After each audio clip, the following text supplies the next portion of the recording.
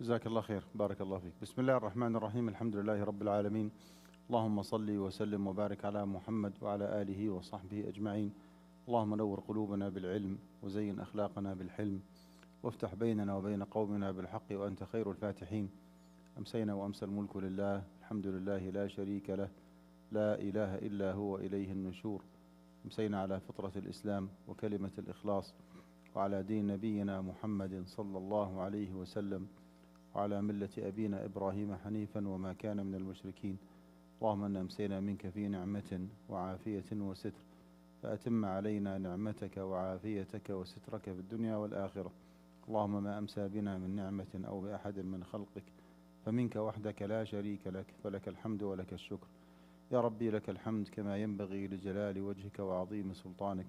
رضيت بالله ربا، رضينا بالله ربا وبالإسلام دينا وبمحمد صلى الله عليه وسلم نبيا ورسولا. أحبتي، السلام عليكم ورحمة الله وبركاته. حياكم الله جميعا، طبتم وطاب ممشاكم وتبوأتم من الجنة منزلا بإذن الله. ثم أما بعد. This is not a new topic. I'm positive that you have a lot of knowledge about Zakat al-Mal. You have been calculating and paying your Zakat al-Mal, alhamdulillah, for a while. It's just like a brief seminar, if you wish, to refresh your memory and to make sure we all on the same page. This is 60 plus maybe slides. If I'm to take my sweet time, as they say, that's a good 4 hours presentation, which is like close to impossible to go slide by slide. So I've been directed by Sheikh Abdullah to just focus on the most important things within, I would say, half an hour, and then open the floor inshallah for question and answer. With this in mind, let's start with substituting zakah by taxes. Is it true that you can count the tax money that you pay to the government against your zakah? Would that be sufficient enough? The answer is absolutely no. Zakah is zakah and tax is tax. Tax actually is a financial duty you pay to the government, and the expenditure of the tax money could be like different, could be similar to the zakah expenditure, but zakah actually is a religious duty. You pay your zakat al-mal as a practicing Muslim, whether you live in the US or you live somewhere else. While the tax money actually is just a financial duty or governmental duty, because you live in the society here, you make money, and that's why you have to pay tax. However, the good news here is that your tax could be zakah deductible, and your zakah could be tax deductible. Your zakah could be tax deductible in a sense that if you decide to pay zakat al-mal to a non-for-profit organization, 501c3, that is actually a tax exempt. You will be getting some benefit, and there is nothing wrong with that.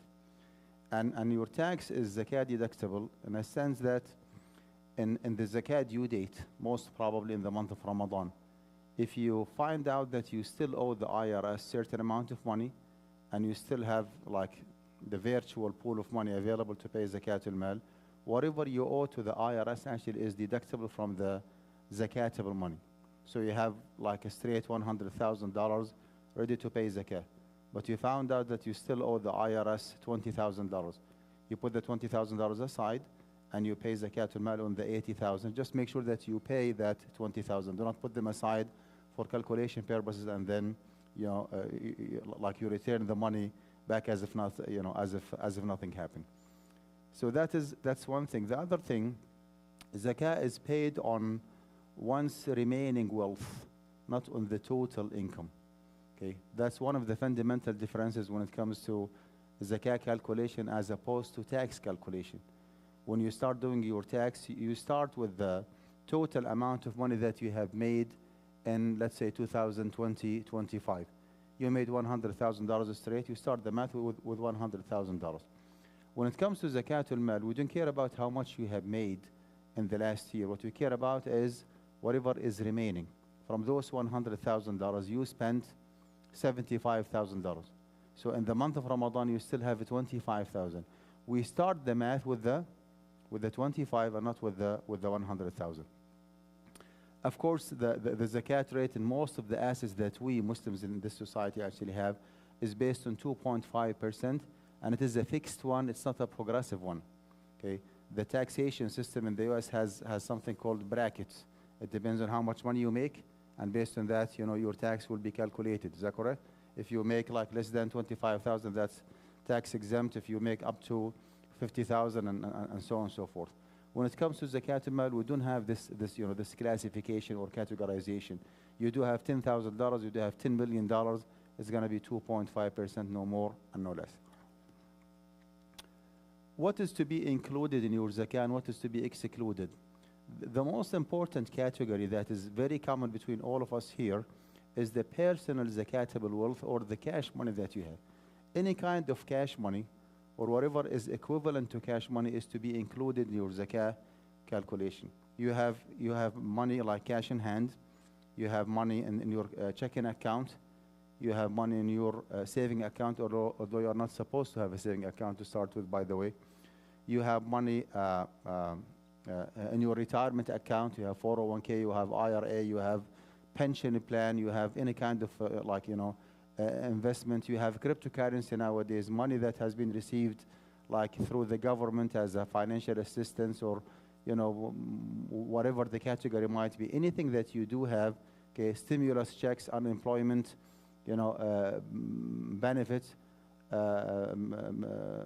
tax deductible like benefit that you have gained because of paying your zakat al-mal to non-for-profit organization. Whatever money that you have inherited, okay, is to be included. So any kind of cash, any kind of asset that is similar to the cash will be taken, the exact rule, and you have to pay zakah on it. For this very particular category, you have to pay zakat al-mal on an annual basis. You have some cash money saving, you already paid zakah on them last year, and you have decided to keep that money cash.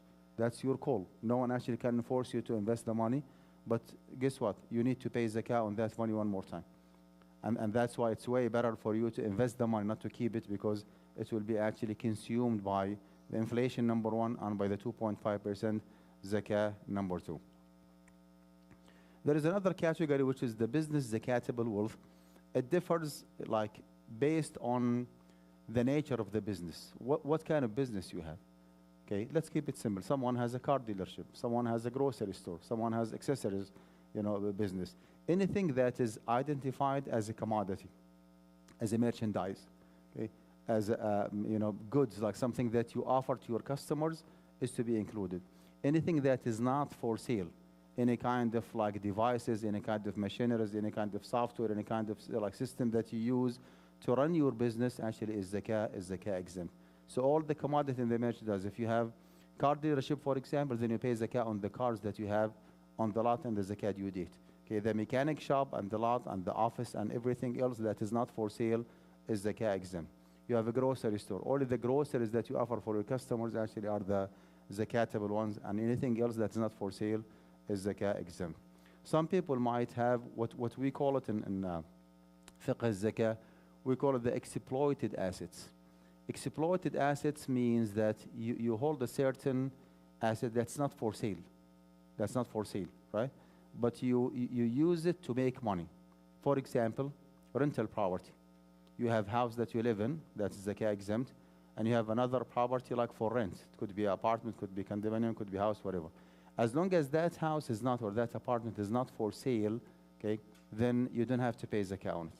Okay, once it is occupied, leased, rented, and you make money, then you start paying zakah on the lease revenue or the rent money. What if you change your mind that rental property is not for rent anymore? Okay, from the time that you change your mind and you put it for sale, then you have to consider paying zakah on the market value of that house. So again, it depends on your intention and your practice. You have only one house, okay? As long as you live in that house, it is zakah exempt. Is that correct? And then you moved somewhere else and you put a sign for rent. From that point on, you need to consider paying zakah on the lease revenue. Okay, you rented that house for 2, 3, 4, 5 years, whatever. Okay, and then you change your mind, you made it for sale. From that point on, you need to consider paying zakah on the market value of the house after 1 year. You wait for 1 complete year.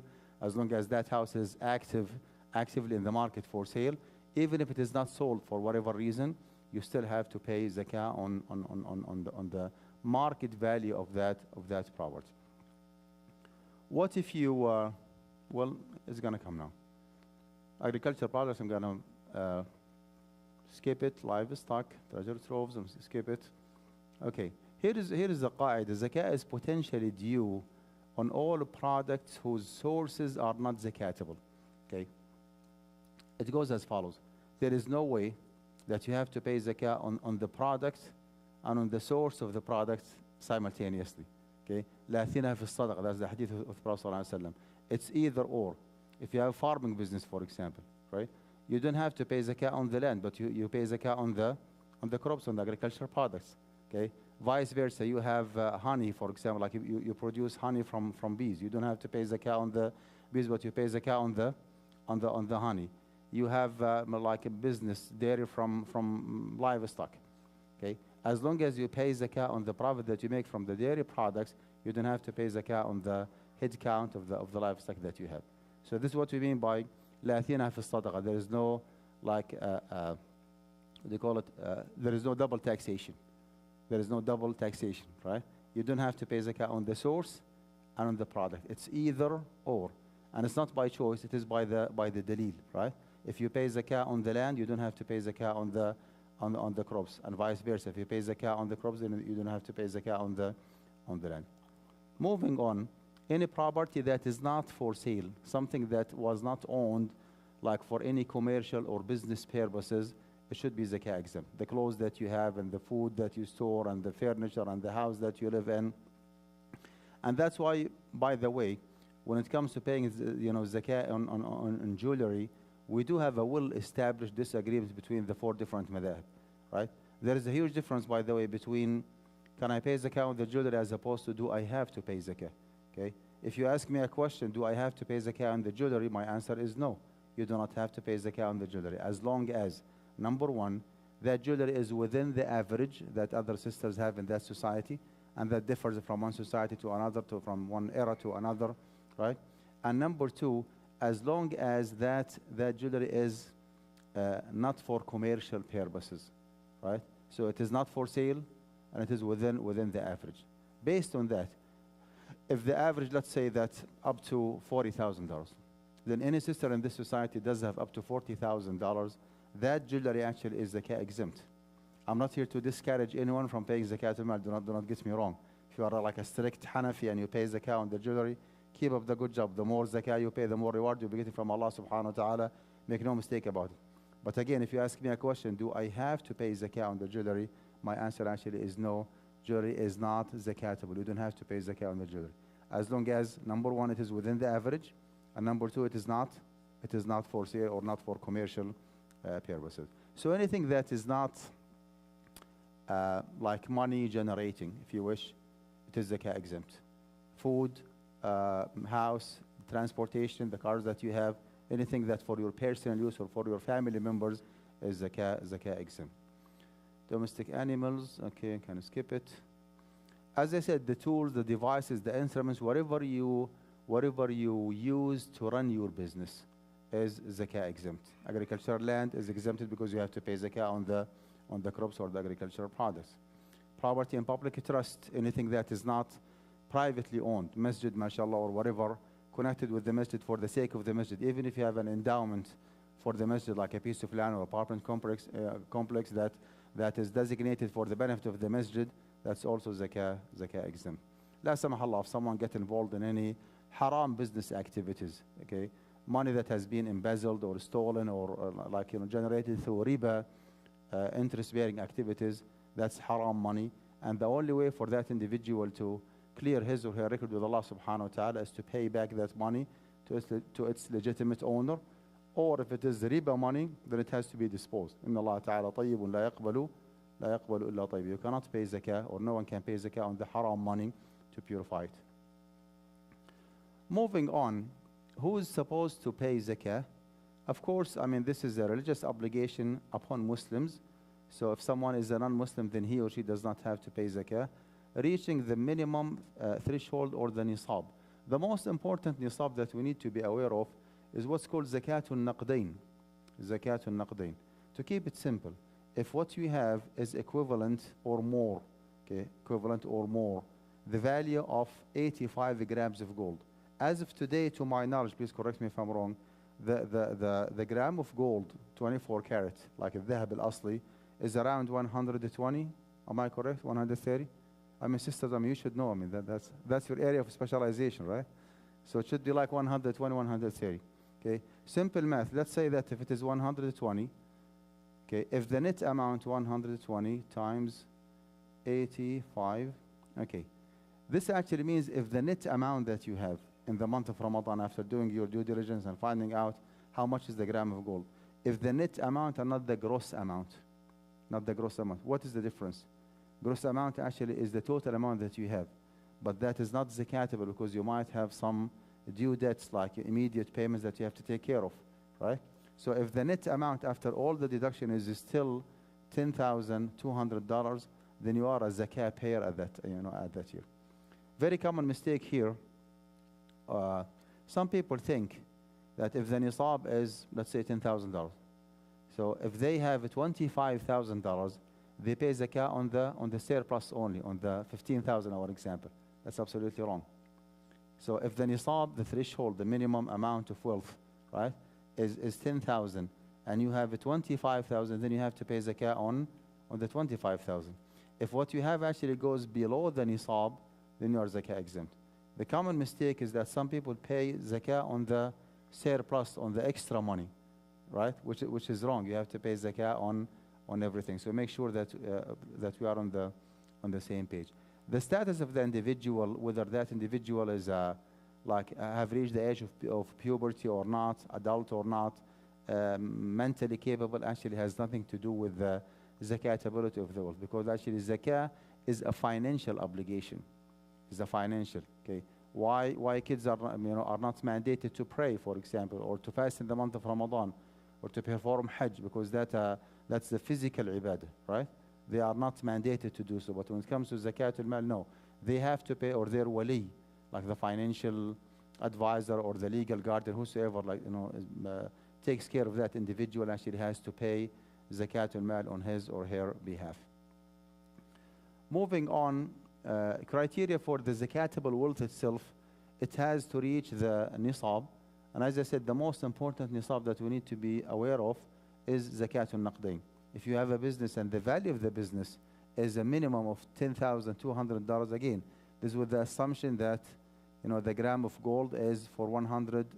It could be more, it could be less. That's why you need to do your own homework in the month of Ramadan. Find out how much is the nisab for that year, right? And if you have the net amount is more than the nisab, or the nisab or more, than you have to pay zakah. Otherwise, actually, you are zakah exempt for that particular year. So exclusive ownership means that money has to be yours. And one of the conditions actually is what is called al-mulk al-tam raqabatan wa yadan. Al-mulk al-tam raqabatan wa yadan. In order for you to be mandated to pay zakat al-mal, the property has to be yours, and the property has to be accessible, like reachable. Okay. Why I'm mentioning this? Because if you do have any kind of retirement account, employer-based retirement account, you do have an access, but a very limited access to it. And that's why you don't have to pay zakah on the whole amount that you have in your 401k or whatever pension plan you might have. I will be, inshallah, mentioning more details. So access to the wealth, as I said, actually or potentially. Example of limited access, loan, IRA, 401k. طيب. If you already lended someone money, who's supposed to pay zakah? You do have $10,000, you gave it as a qardun hasan to your Muslim brother. Who's supposed to pay zakat al-mal here? You, the lender, or the borrower? Is there any evidence for that? We have actually a lot of debate, regarding the zakatability on the loan. And the reason behind that is that Prophet alayhi salatu wasalam ma dhakara fi zakat ad-dayn shay'an, not mention anything whatsoever related to the loan, to the zakah on loan. And that's why the Sahaba radiallahu anhum disagreed, and the Tabi'een disagreed, and the Ashab al-Madhahib. Long story short, the most correct opinion, to my knowledge, is that zakah is to be paid by the borrower and not by the lender. Why? We just mentioned that that one of the conditions is الملك التام رقبة ويدا, full ownership and full access. If you mandate the lender to pay zakatul mal, you are punishing him for doing something good. Like that individual is giving his money for the cause of Allah subhanahu wa ta'ala, anticipated nothing other than the reward. And he does not have an access to that money. He cannot invest that money to make money out of it. So when you tell him, listen, you have to pay zakah on the money that you are giving to other individuals, you'll be like making him like so reluctant in the future to lend money to others. So the lender actually does not have to pay zakah until he or she receives that money back. Okay. Once you receive that money, you wait for one complete year, okay, and then you pay zakah on it. This is, by the way, like one of the opinions within the Hanbali madhab.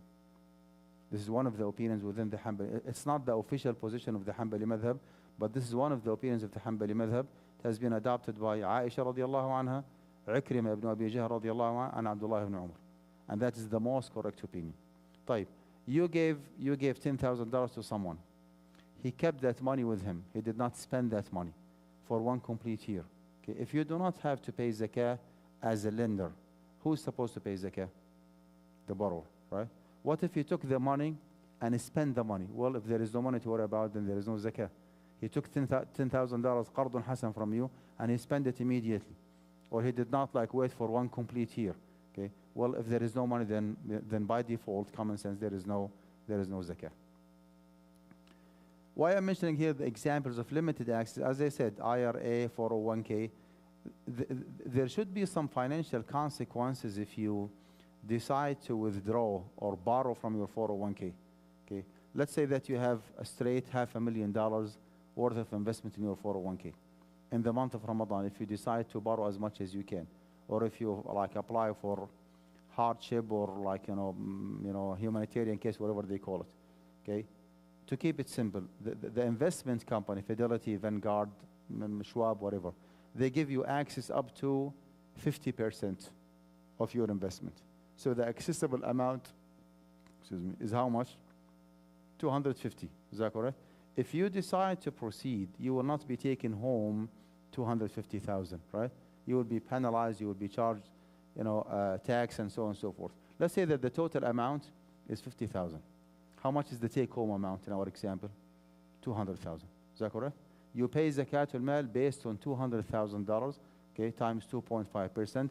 If you want to be in the safe side, if you decide to deduct another 15 to 20% from the $200,000, go for it. I cannot stop you, because those stocks that you have and financial instruments that you have in the stock market do not reflect 100% zakatable assets. Every single company does have what's called the usul al-thabita, fixed assets. They do have furniture and machineries and devices and tools and instruments and so on and so forth. And those equipments actually are zakah exempt. Am I correct? So roughly speaking, rough estimate, between 15 to 20 to 25%, right? That would be fine. If you decide to do so, go for it. So again, you go with the withdrawable amount, accessible amount, minus any prescribed penalty or tax, and the net amount. You either pay zakah based on 2.5%, or otherwise you take another 15 to 20% and you pay zakah on the rest. And you do the same exercise every single year. Do yourself a favor and do not open the discussion of the nature of the stocks that you have, because that's a very, very confusing topic. Are those stocks like belong to education or engineering or transportation or technology or oil and gas, or it's very confusing. Look at the stocks as just like a chunk of money, okay, right? As if it is like a checking account, right? You have money there, okay, via stocks, because actually those stocks are like could be liquidated at any time. So look at all what you have as just cash money. Cash money, zakatul naqdain is based on how much? 2.5%, right? So you go with this formula, withdrawable amount minus any prescribed penalty and tax. The net amount, you either pay zakah on it or you take another 15, 20% and you pay zakah on the rest, and do the same exercise every year. What if someone did not pay zakah on his or her 401k for the last 25 years? He was with the impression that 401k is zakah exempt. He did actually ask a sheikh, in the past, and he told him there is no zakah on it. Well, I cannot blame you, because that's a contemporary issue, and we do not have like a fixed agreed upon opinion. Some conservative scholars say that you have to pay zakah on 100% of your 401k. Some said no, you don't have to worry about your 401k, just wait until the age of retirement and then you start paying zakah on it. We at Amjad, at the Fiqh Council, the Assembly of Muslim Jurists of America, we hold the sick from the middle. We do not mandate zakah on everything, and we do not say ignore it completely, no. Go with the withdrawal. I mean, whatever you have an access to, okay, whatever accessible is zakatable. So the formula again, withdrawable amount minus any prescribed penalty and tax, and the net amount, either you pay zakah on it 2.5%, or if you would like to, take another 15 to 20% and pay zakah on the rest. If you did not apply this fatwa, and now you believe that this fatwa is reasonable enough, that's fine. Afallahu amma salaf. Forget about what happened in the past. You don't have to go back to 25 years ago and start calculating how much you had. Forget about what happened. From now on, go ahead and pay zakah based on this formula. Do not get confused between threshold and poverty line. Poverty line actually is an economic / governmental standard to determine eligibility. If some people actually are under the poverty line, they might be eligible for financial support or whatever support from the government. That has nothing to do, absolutely nothing to do with the threshold, which means not every single individual under the poverty line is a zakah recipient. And believe it or not every single individual above the poverty line is a zakah payer. Someone might be under the poverty line, yet he or she has to pay zakah. And someone might be way above the poverty line, right?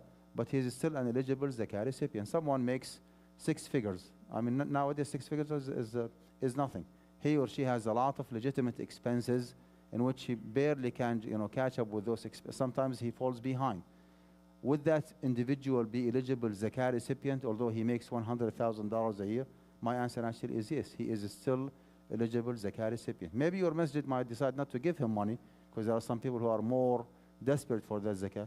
But this actually does not qualify him, does not disqualify him. He's still actually a qualified individual and could ask for zakatul mal. Let me just try. Salary and professional fees. Okay, that's a good point. What if you do have a professional service? You work as a physician, engineer, IT consultant, whatever the profession might be, and you have your own practice, your own firm. You receive money. You work as a legal consultant, as a lawyer. You receive money almost on weekly basis. Every single week you do receive some money. Some people actually think that hawalan al-hawl, like the passage of one lunar year, means that each and every single payment has to stay in your possession for one complete year, which is actually wrong. As long as the nisab, the threshold, which is how much is the nisab? $10,200. Right.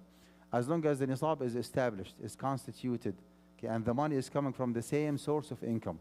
You work as an attorney, you have a legal firm. 99.9% of that money is coming from the legal fees that you charge your customers or your clients. As long as the nisab is established, whatever actually is added up on top of the nisab takes the same rule of the nisab. For example, you do have $75,000 cash in your checking account. Those $70,000, some of that money has been stored there, saved in your checking account for the last 2 months, 3 months, 7 months, 8 months. One day before the month of Ramadan, you received another $20,000 check from one of your clients. Next day in the morning, you have to pay zakah. Do you have to include the $20,000, okay, and pay zakah on it? Yes or no? You have to pay zakah on it. That's called al-malu al-mustafad. Al-malu al-mustafad, like the extra gained money. As long as that money is coming from the same source, it takes the same rule of the nisab. طيب, let me just confuse you a little bit more. What if you did receive inheritance? One of your relatives overseas passed away, rahmatullah alayh, and then you received $500,000. Should you add that $500,000 to whatever you have from your profession? The answer is no. You need to establish a new nisab. Why? Because this is a very irregular source of income. This is a very irregular source of income. So you establish a new nisab for that inheritance. You inherited $500,000. You find out what day exactly that money was deposited in your checking account, and you count for one complete year, one lunar year, not fiscal year, right? Like sanatun qamariya and not shamsiyya. And then you pay zakah on it. You don't have to add it to the regular income that you have. So again, do not worry about the cash flow that you experience, and you don't have to document every single payment you receive. Just whatever you receive, you receive. Whatever you spend, okay? In the month of Ramadan, if you mark your calendar for the month of Ramadan to be the zakat due date, find out exactly how much you have, okay, available, accessible, and how much debts and due debts you have, how much you owe the IRS, how much you owe for the mortgage, for the car, for the furniture, for the equipment, for the appliances, whatever you have. Put another maybe $3,000, $4,000, or $5,000 for your personal expenses, like for your living expenses, right? And the net amount, if it's still $10,200, then you have to pay zakah on it. If you go way below the nisab, then you don't have to pay zakah for that particular year. Moving on, no zakah on jewelry. Retirement fund, here is the formula that I shared with you several times. You go with the withdrawable amount minus any prescribed penalty, prescribed tax, and then you pay zakah. You still can deduct 10, 15, make it 20% and pay zakah on the rest. By the way, this presentation is not copyrighted. Inshallah, I'll be more than happy to send you a copy, so you don't need to worry about taking notes. Financial instruments. You do have investment in the stock market. Okay. First of all, you have to make sure that whatever you invest in is halal. You have to stay away from bonds and derivatives and futures and options. Limit yourself to stocks only. Stocks belong to halal business, and make sure that you run your portfolio or whatever stock that you are interested in by someone who's specialized enough to make sure that those stocks are Sharia compliant. There are certain parameters we take into consideration to determine whether that stock is halal. Do not think that if you trade in Apple or Walmart or CVS, it is halal by default. Some of those companies have what is called high debt asset ratio. Like, the money that they borrow is way more than 30%. Some of them actually do have a side business, right? And they make like haram money, although the company's core business could be oil and gas, could be technology, could be computer, could be IT, something purely halal. But they do have a side business, and they make a lot of money from the aside business, okay, that affects the permissibility of the stock. So you need to be careful. Now, to keep it simple, you do have investment in the stock market, okay? If you want to classify it, like keep it clear, it could be like employer-based investment, employer-based, that's retirement account, 401k, 403b, pension plan, whatever, and it could be individual-based retirement account. Okay. Now, accessibility-wise, if it is an individual retirement account, it is accessible in full, right? If you do have an IRA, individual retirement account, Roth or regular, it is accessible in full. If you have AGMA account for your minors, if you have 529, if you have simple investment account, if you have a mutual fund, if you have brokerage account, everything actually is accessible in full. Okay? So based on the qaida or the formula that we already established, you go with the withdrawable amount. If you have an IRA, 100% of the IRA that you have is accessible. However, you don't have to pay zakah on everything, right? Because if you decide to withdraw your IRA, what will happen? You will be taxed. So if to calculate your zakah accordingly, find out how much you have and how much is the net amount, like the take-home amount. How much is it? And you pay zakah on it. Zakah on stocks, on bonds. Make sure that you stay away from bonds, right?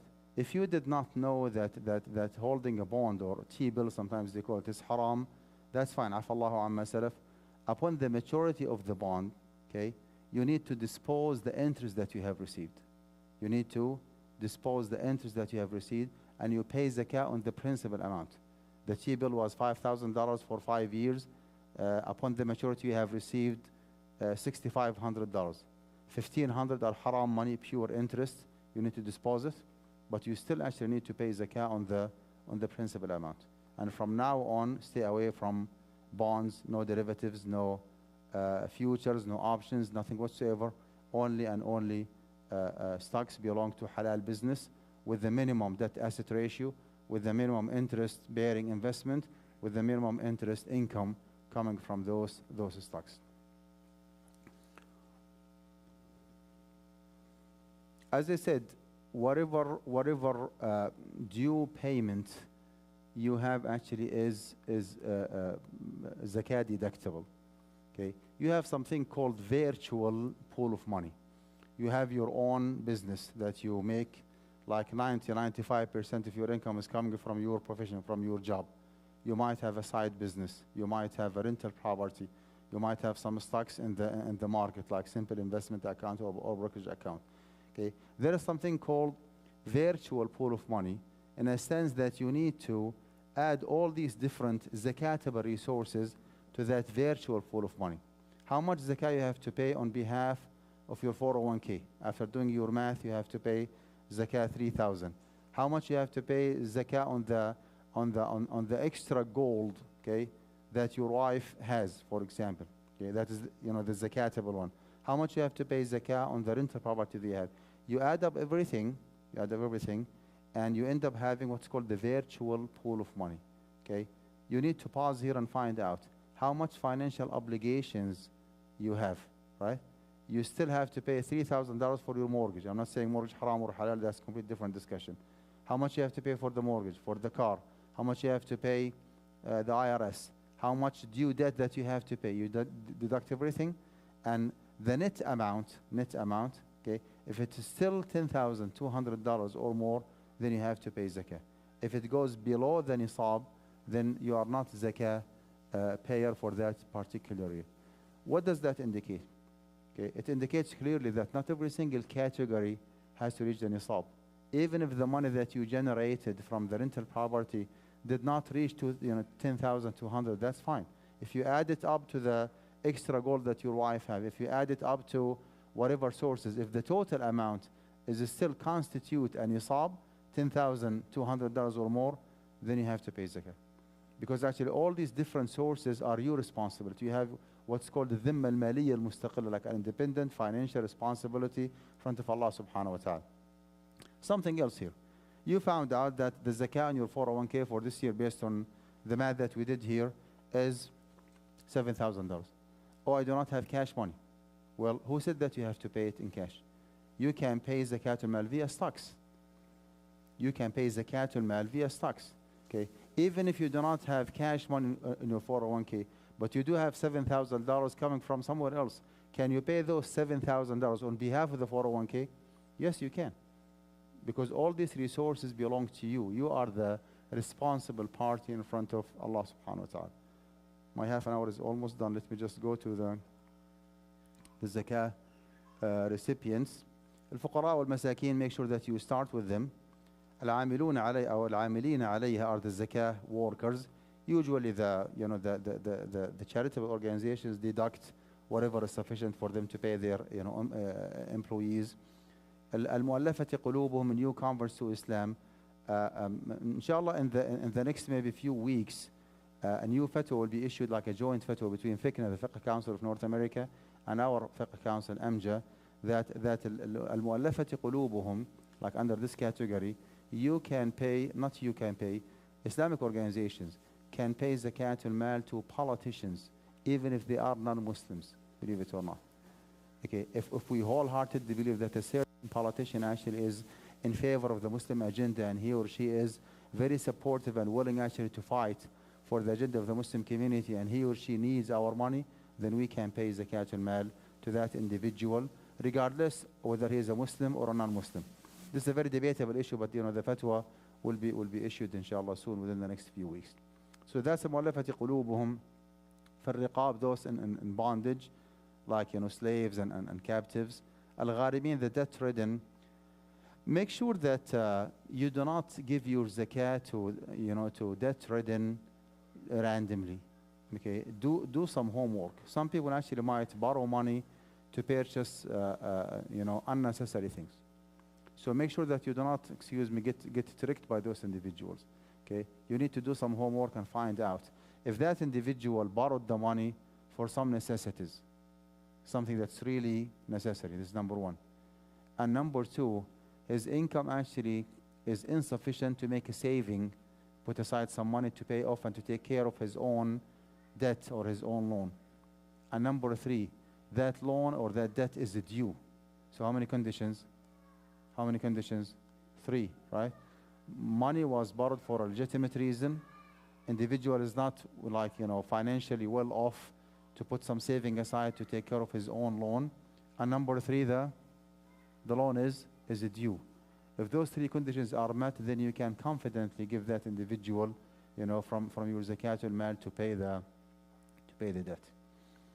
Fi sabilillah, for the cause of Allah, all the contemporary fiqh councils, including AMJA, including FICNA, including other fiqh councils, are in agreement that fi sabilillah means for the cause of Allah subhanahu wa ta'ala outside the Muslim world.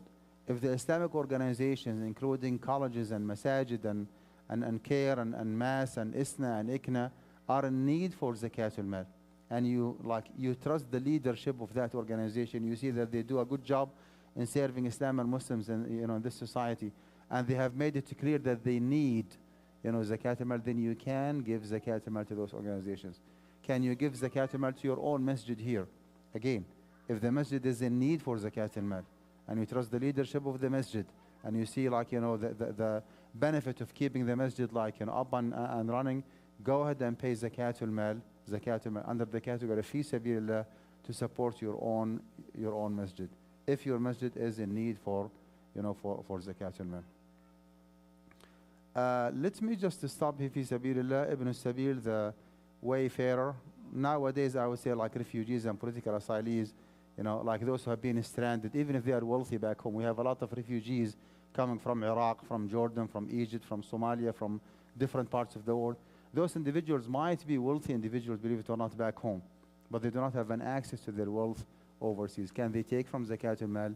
Yes, they can take, from zakat al-mal. Let me just pause here and open the floor for question and answer because I'm running out of time. So the floor is yours. Please make sure it is one question per individual, brother or sister, and it's straightforward to the point. Tafadhal. Salam.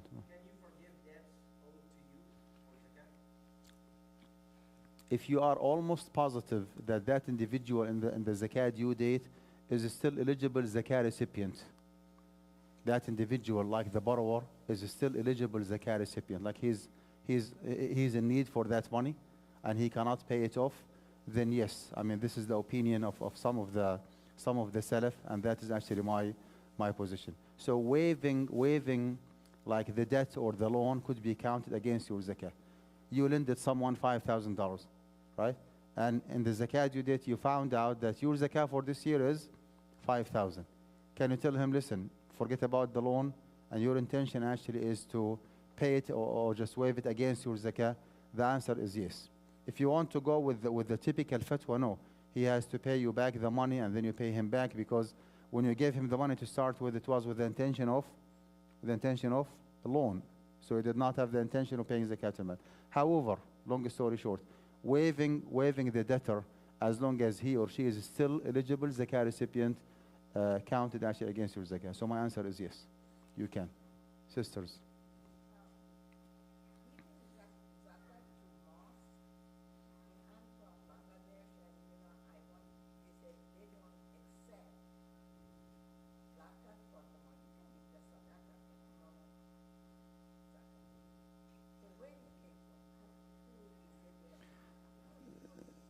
The very prevailing fatwa that fi sabilillah means for legitimate jihad activities, fi sabilillah. So this category actually was designated for the volunteers among the mujahideen who used to go out with the Prophet ﷺ and with the khulafa without being paid for that, for that service. So that category was designated for them, and that's why this is the mainstream and the prevailing fatwa. Fi sabilillah means fil jihad. Now, even if you want to go with jihad, who said that jihad cannot be through education or cannot be through da'wah? Allah subhanahu wa ta'ala said, about the Quran. وَجَاهِدْهُمْ بِهِ جِهَادًا كَبِيرًا. Apply jihad through the Quran against the mushrikeen. Prophet ﷺ said, جاهدوا المشركين بأموالكم وأنفسكم وألسنتكم. Apply jihad against the enemies of Islam بأموالكم, with your money. وأنفسكم, the physical one, like the fight. وألسنتكم, through education. So even if you want to stick to the concept of jihad, jihad could be a financial, could be an educational, could be like a physical one. And that's why, you know what, let me just ask you this. What is the main purpose of applying jihad, like the physical fight for the cause of Allah subhanahu wa ta'ala? Isn't it to establish the deen and to give people the freedom of understanding Islam and embracing it if they would like to? Is that correct? The masajid in the USA here actually are doing the same job. Okay, those brothers and sisters who are like managing and running the masjid are establishing and integrating Islam in the society here. And if you believe that they are doing a wonderful job serving the community, preserving the Muslim identity, and the donation actually are insufficient, okay, and they ask for zakat al-mal, give them zakat al-mal. I pay my zakat al-mal to care.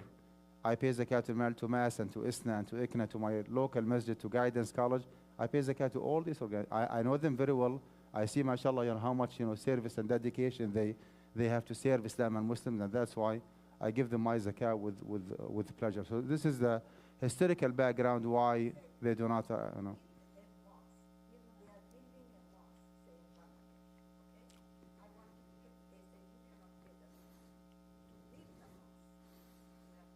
Difference here is that if you are referring to a Muslim society where they have like Ministry of Islamic Affairs and they have their own budget, to cover the expense of the masajid, it makes no sense to ask people to pay zakat al-mal.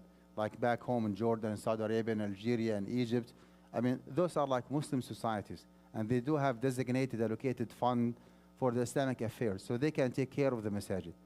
Do we have the same situation here? Absolutely no. This is a very secular society. All the churches, all the synagogues, all the masajid are paid from the pockets of the congregants of that particular, community. And that's why you can pay zakat al-mal to support your own masjid. Brothers? Yes, sir. So.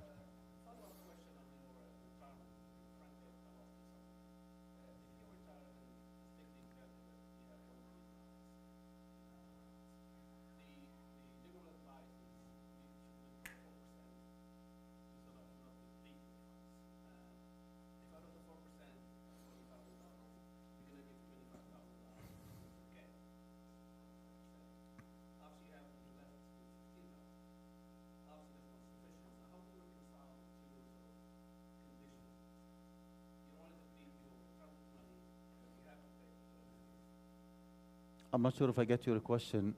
The way that you calculate is completely different. You need to find out how much is the value of your 401k. Give me a number. It's 1 million. 1 million. Why?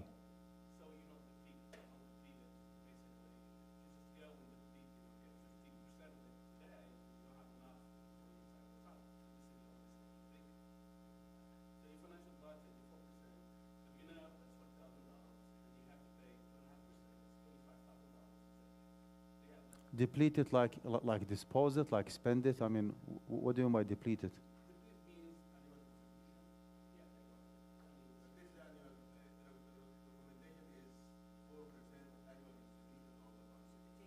Distribution, you put it in your own pocket or you give it to others? What do you do with the money? I mean, when you deplete it, you use it like for your own. Well, I get your point. It doesn't make a difference. So even if you are recommended to deplete or to withdraw from the account, it's still actually zakatable money. It doesn't make any difference. Like zakatability wise, it does not. No. طيب, let me take a question, like one question. Good to go. تفضل.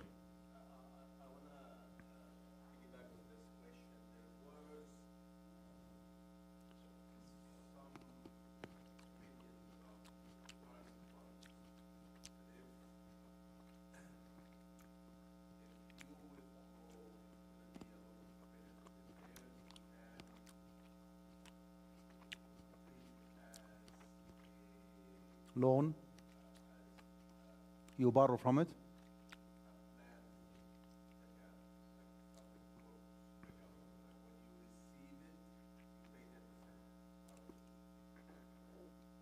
I'm not sure if I get your question. It's the same concept. How much you have and how much is the withdrawable amount, and you do the math accordingly. How much you have to pay penalty, how much you have to pay tax, the net amount is the zakatable one. Anything else actually does not impact the zakatability. Deployment, for example, withdrawing voluntarily does not make any difference. You still actually have to pay zakah on the net amount after doing the math. Now,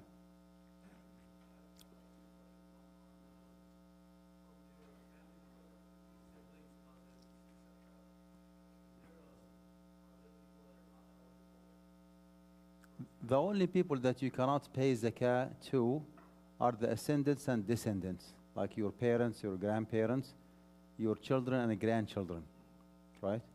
So al-usul wal-furu', because there is a mutual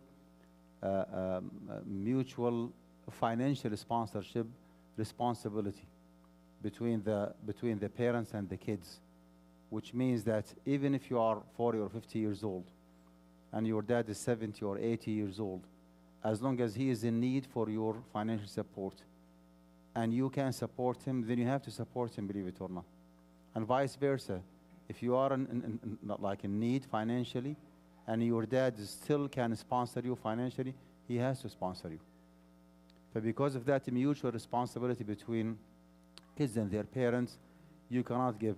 The rule here is that whosoever counted as dependent, basically, you cannot give him zakat al-mal. You cannot give zakat al-mal to your wife, for example. Why? Because you have actually to sponsor. You have to cover her expenses anyway, right? Can your wife give you zakat al-mal? You're gonna look so bad, right? Like if you accept the but do not put yourself in that position, right? But the answer is yes, actually. The answer is yes.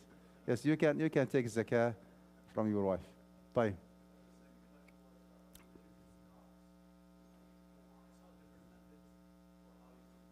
Oh yeah, very, very confusing. Very confusing.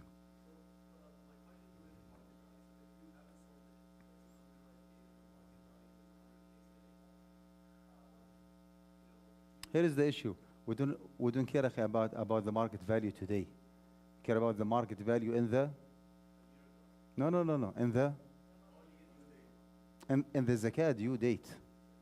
So forget about the fluctuation up and down. Forget about all what happened throughout the whole year long. Okay. What is your zakah due date? Is it the beginning of the month of Ramadan? Right? You take like a snapshot of whatever you have in the stock market in the beginning of Ramadan. Okay. How many stocks, how much? Well, how much you will be taking home if you are to liquidate all what you have. That is the exact market value. Does it make sense? What's that? Yeah, but you go with the lunar calendar. Sure.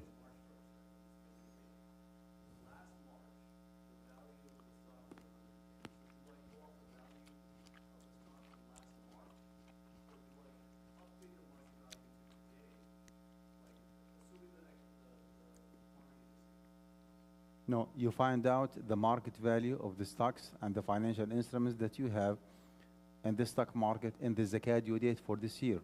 Because actually what happened is that you pay zakah on the last year, not on the upcoming year, right? But how to determine in the zakat due date how much you have and how much is the value, like if you are to liquidate everything and pay tax and pay penalty, whatever, how much is the take-home amount, that is the zakatable one.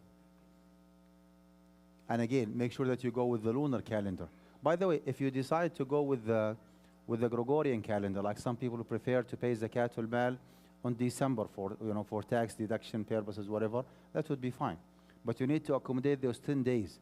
So your zakat rate will not be 2.5 anymore. No, it's going to be 2.575 because there are 10 days difference between the lunar calendar and the Gregorian calendar. So to accommodate those 10 days, your zakah will be 2.5 7.5. If you want to do yourself a favor, make it just 3%.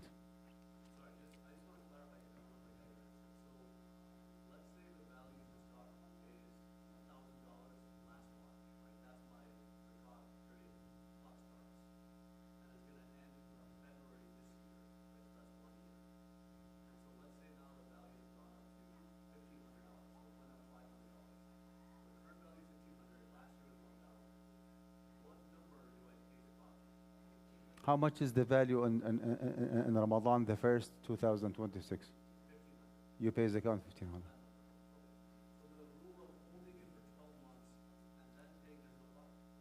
No. Again, regardless of the fluctuation, even if the market value went up and down throughout the whole year long, we do not care about all these fluctuations that take place throughout the whole year long, right? Okay. The only thing we care about is whatever you have accessible, available, owned by you in the zakat due date. How much its value, you do the math and you pay zakat accordingly.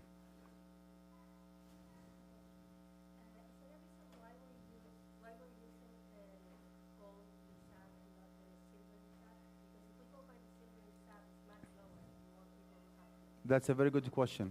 Sister is asking, why do not you go with nisab al-fidda? Okay, because actually silver is not as wanted, as needed, as common, as gold nowadays. If you want to be in a very, very safe side, jazakallah khair, you can calculate zakah based on the fidda, and it will be 595 gram times 1 point. How much is the fidda today? 1 point. How much?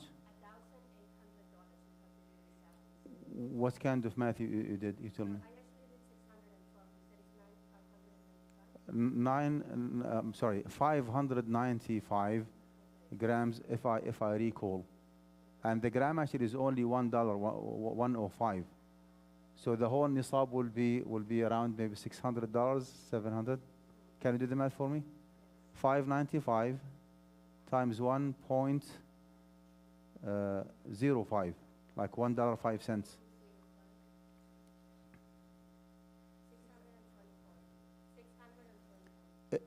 If our math is correct, then the nisab is 600, let's say $50. You see the huge difference. I did actually, I did consult with some other people of knowledge, and they said, well, it's safe enough to go with nisab, with dhahab, gold, and not fidda. However, if you want to go with the fidda, jazakallah khair. I mean, this is way more beneficial to the zakat recipients, but honestly, you don't have to, because fidda, silver, is not as common, as usable nowadays as gold. Very good question. Yes, sir.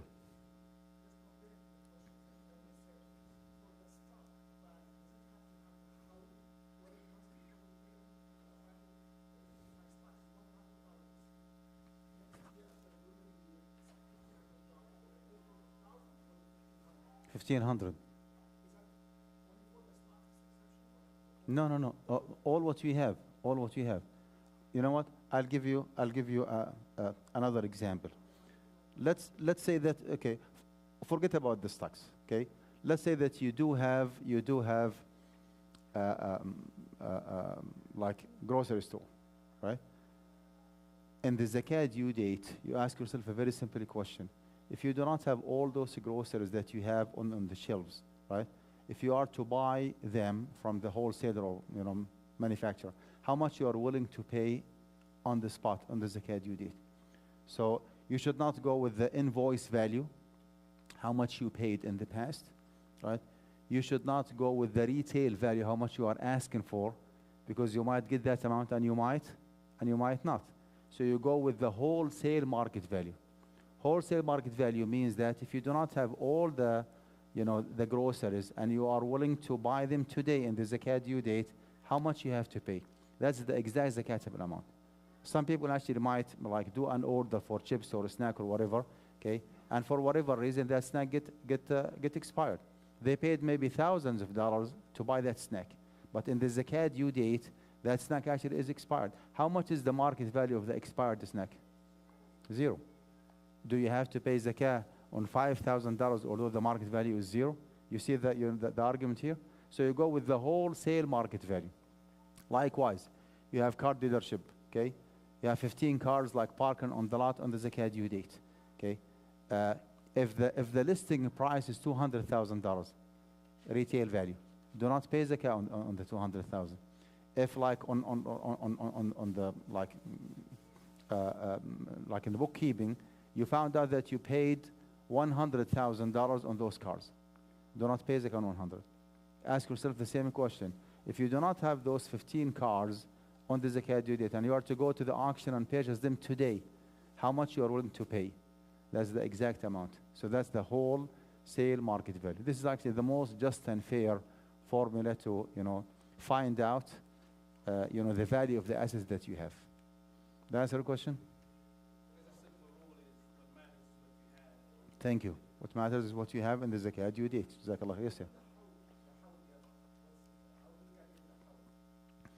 Technically speaking, like if you want to go with the book as they say, your hawl, your fiscal lunar year, starts from the exact date you constitute or you establish a nisab.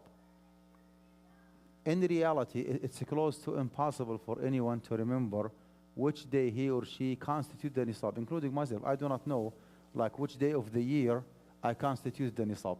So we just take it easy and we set like our calendar for the month of Ramadan to be the the zakat due date, and that's fine. And in Allah Ghafur Rahim. But by any chance, if you can track your record and find out which day exactly in the year you have constituted the nisab, then that's the beginning of your hawl, fiscal lunar year. So next year, the same day, you have to pay zakah. But can you track your records and find out? Can you? Can you? No? طيب تفضل.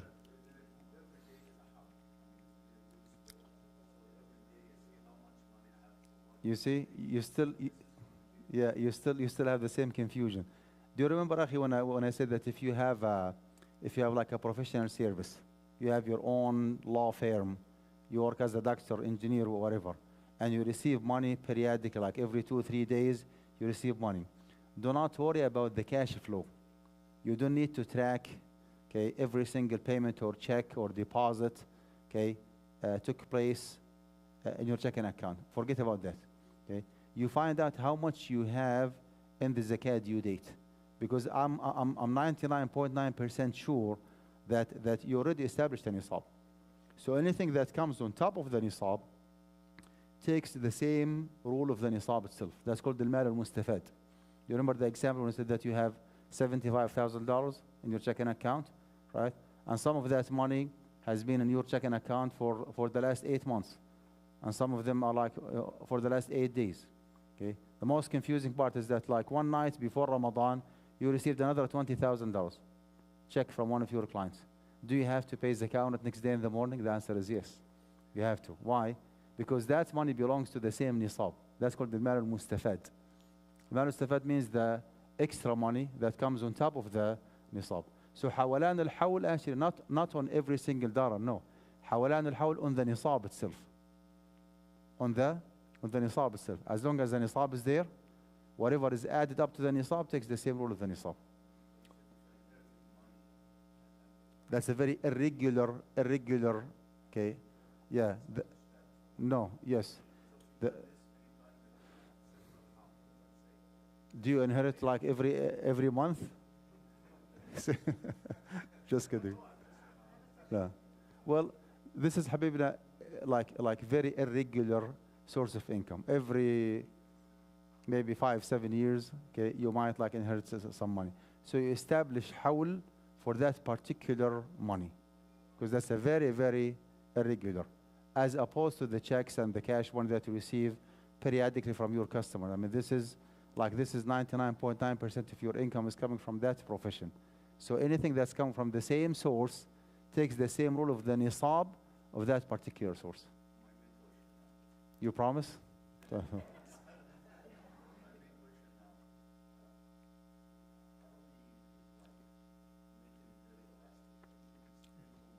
Was that?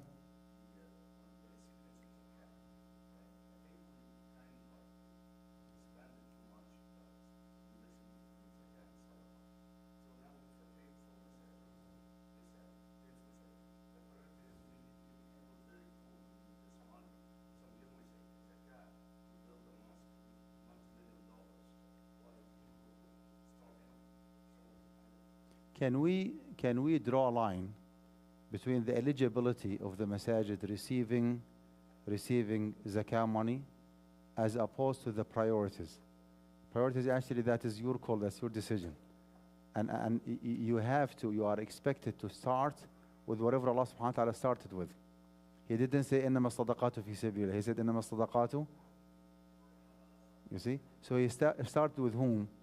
فقراء والمساكين. It makes no sense whatsoever that some needy individuals, okay, praying with you in the same masjid, desperately waiting for your zakah in the month of Ramadan, and then you deprive them, right? And you pay your zakah somewhere else. That makes no sense. So you have to start with the local needy individuals.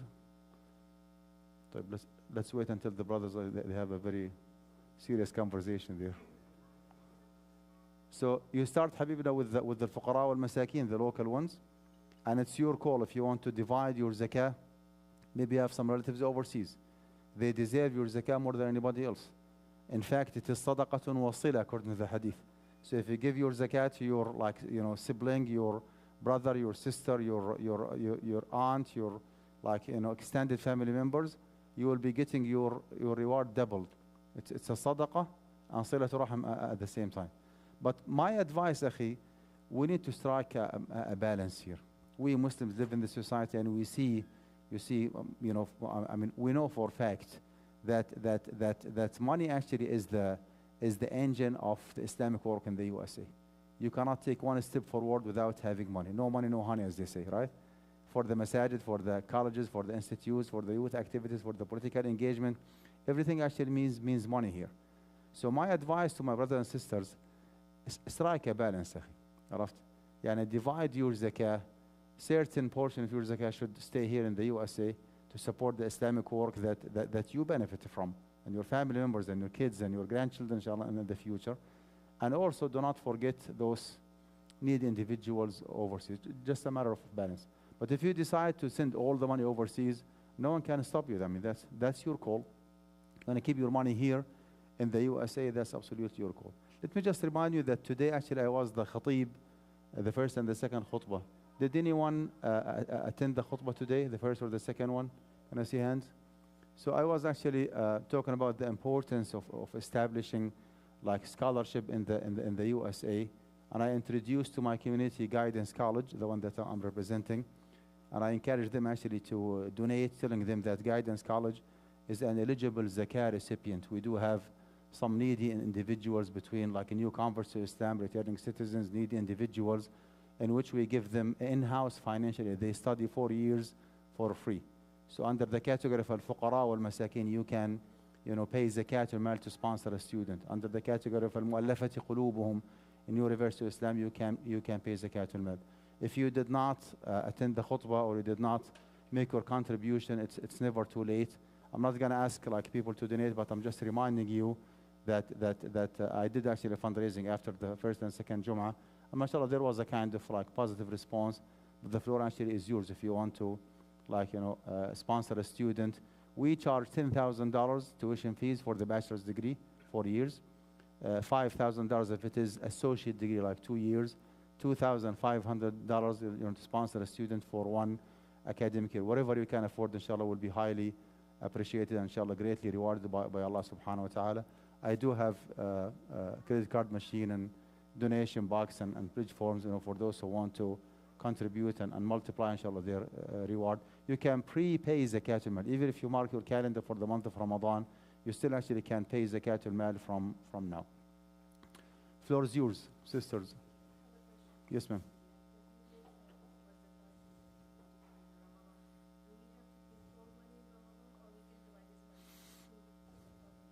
Supposedly you pay, the whole zakah money as long as you can afford paying it. You do have the money, and you do have the eligible zakah recipients, and you are almost positive that they're going to spend the money efficiently. Okay? What if you want to sponsor a family, and you know for a fact that the head of the household might not be that wise individual? If you give him the money cash, he might waste the money. Can you make a monthly payment? The answer is yes, you can. However, once a certain amount is determined as zakat al-mal, you need to notify your family members. May Allah subhanahu wa ta'ala give you a long life. If something happened, how can they know that this is your money and this is zakah money? Zakatul mal actually is not your money, believe it or not. It is, that money belongs to Allah subhanahu wa ta'ala.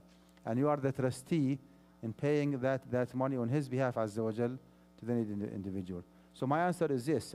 You can make a monthly payment as long as there is a legitimate reason behind, paying on monthly basis, as opposed to making one-time payment. Yes, sir.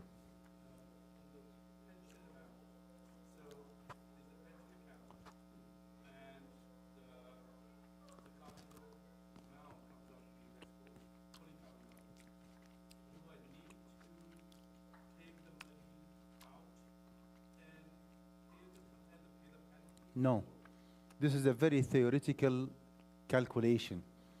You just bring a pen and paper and do the math for calculation. You do not have to physically withdraw the money. You remind me of something important. If you do have a pension plan, to my knowledge, correct me if I'm wrong, that pension plan actually is not accessible. You cannot, if you work for the government, for the federal, for the state, for the county, they do not give you 401k, they give you a pension plan. To my knowledge, pension plan actually is not accessible. Even if you apply for a loan, hardship, zero, you cannot take. If that is proven, believe it or not, you don't have to pay zakah on the pension plan. Ooh, right? What's that? طيب, sure. Before I forget, if you want to do investment, go to this website. I'm the Sharia consultant of this company. That's me. But do not get confused. This is when I was young, maybe 20 years back. Anyway. So you enter actually the code of the stock that you are interested in. It's called atina.co. It's not .com, .co. Where did they go with the M toward then? I don't know. Just atina.co. So you enter the code of the stock that you're interested in. Give me any code, any stock. TSLA. If it shows here Atina compliant, it means Sharia compliant. And those are the standards that I discussed with you. Debt market cap, interest-bearing investment, interest income, and they added something new called product line. Honestly, they do not have to add it. This is a very good website, and it's free. If you want to learn more about Tesla, just click on it and read more about this company and their financial status, right? Now, here is the issue. Some people think that, I'll give an example, Apple. Okay, what kind of business it is Apple? Computer, right? Like software and hardware. Okay, technology. Okay, most of us here might think that Apple is okay, which is the case. There is something confusing here. Apple. You will be surprised that according to this website, it's a non-Atina compliant. Do you know why? This website actually is a very conservative one, over-conservative. Although I'm the Sharia consultant of this company, and I told them several times, you don't have to add what's called the product line. So my advice to you here, if you are interested in Apple, go for it. As long as it passes the three check boxes, debt market cap, passed, interest bearing, passed, interest income, passed, go for it. So ignore parameter number 4 and just go for it. Type, just for your information, why the product line did not pass? Do you know that Apple does have a TV channel? Apple TV. Do you know that they do have a credit card company? There you go. So Atina.co are not confident with those quote-unquote aside business. They said, well, we do not know how much interest they make from the credit card company. We do not know what kind of TV show that they have, and that's why we want to be in the safe side. Okay? They show me like a database of maybe 12,000 different financial instruments available in the US stock market. And because of the very conservative algorithm that they go with, way of calculating, okay, they drop the 12,000 all the way to 800 or 1,000 Sharia compliant, and the rest of them are just to be disregarded. You see? So it's a very conservative. But again, my advice here, if any stock of your interest passes the checkbox number 1, 2, and 3, failed the 4th one, that's fine. You can still actually invest in it. If you want to do your zakah calculation, go to Zaki Financial. Again, that's a company that I'm a part of. I'm the Sharia consultant. If you go there, yeah. Again, that's a picture like 20 years ago. So anyway, so they do have their own calculators here. You see, it's zakifinancial.com, zakifinancial.com, and click on calculator. I did actually review those, those calculators, and I do approve them. Very simple and detailed. And what's good about this source is that it is for free, and it does not require any personal information, no name, no date of birth, no social security, nothing whatsoever. You go there, you enter the figure amount, and the system automatically would give you the answer. I do like business consultation, like Sharia compliance. That's a side business for me. If you are interested, you can reach out to me through clarity.fm/Dr. Main Alqudah. That's Atina. That is, okay. This is another like Islamic investment opportunity. Okay. Oh, that's me. So this is like up-to-date picture, right? Like just a few weeks ago. طيب, go ahead, Habib. Sorry. One more thing. This is a platform. It's a blockchain tokenization based platform. This is actually like a new initiative, a new attempt to facilitate declining partnership, okay, like Islamic home mortgage. I'm one of the founders of this project. Let me just show you this video. It's only maybe 1 minute. We are Edifice X, and we are here to democratize ethical property purchase and investment. The key factors enabling our success are: 1. The technology driving our solution. 2. Our commitment to ethical finance. 3. The value we offer global homebuyers and investors. Let's begin with the technology. Our product implements the concept of declining partnership using a novel technology called real estate tokenization. This is how it works. 1. Sellers divide their property into fractions and convert them into digital tokens on our platform. 2. Investors become fractional owners by purchasing a subset of these property tokens. 3. The first investor to choose the homebuyer option can gradually redeem all tokens, becoming the sole owner of the property. 4. The homebuyer rents the property, and rent income is distributed among investors.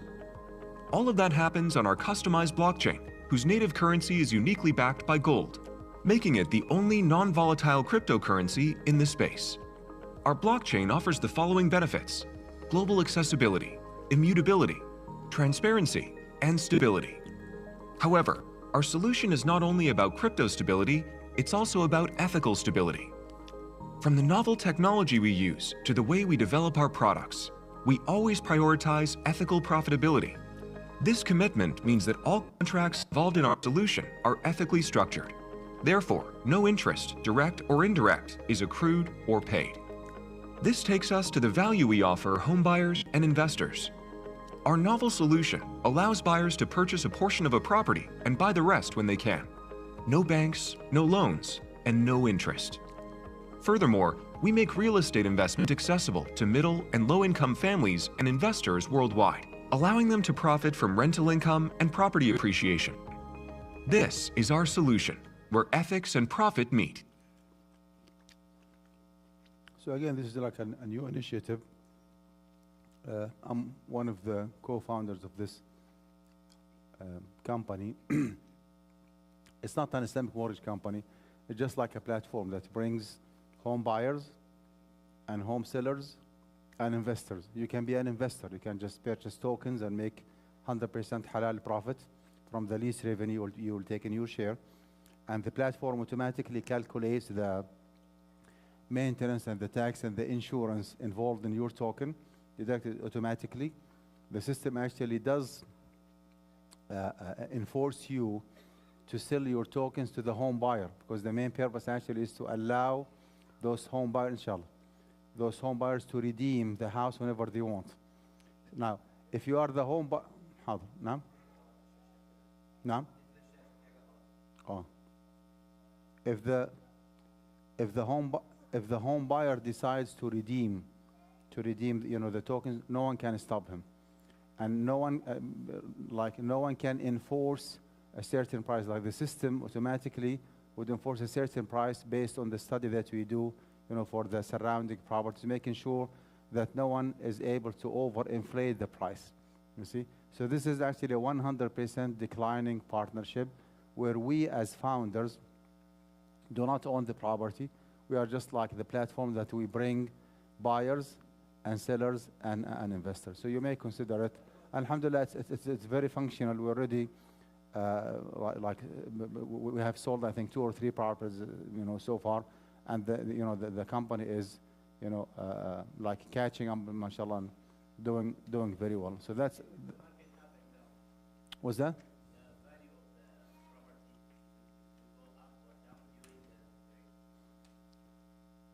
You receive, Habibna, money on monthly basis. Like if you are a token investor, okay, you receive money on monthly basis. Every single month from the lease revenue that the home buyer is paying, you receive your share, right? So the market value actually is to be taken into consideration here. There is something called the smart contract. Smart contract actually just like an electronic one that does the math, okay, like through the AI. It's a very sophisticated system. And this is actually the only 100% Sharia compliant declining partnership. Now, questions? Yes.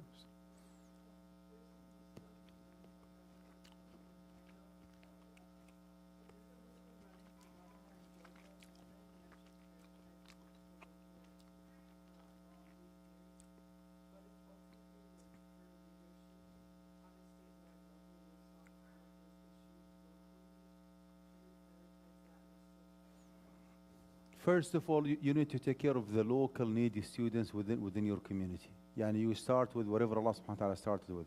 للفقراء والمساكين. إنما الصدقات للفقراء والمساكين. And then after that, it's your call. If you think that candidate actually will be preventing harm against Muslims, will be bringing some benefit, would push the agenda of the Muslim community, even if that candidate is a non-Muslim, believe it or not, you still actually can give him from zakat al-mal. But do yourself a favor. Do the community a favor. Do not pay him or her your zakat directly. The fatwa that inshallah will be published, like after a few weeks inshallah. Highly recommends Muslims to pay zakat al-mal to Islamic organizations. You give your zakat to CARE or CARE PAC, I think, or like they have like a branch for political engagement. So you pay your money to an Islamic organization, because honestly we are not politicians. I do not know who is the right person to give him my money.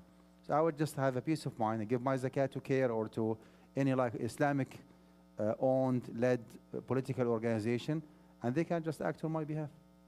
As long as the trust is there, just give them your money under the category of al-mu'allafati qulubum or fi sabilillah, and give them like the green light to spend the money on your behalf. Fine. Yes.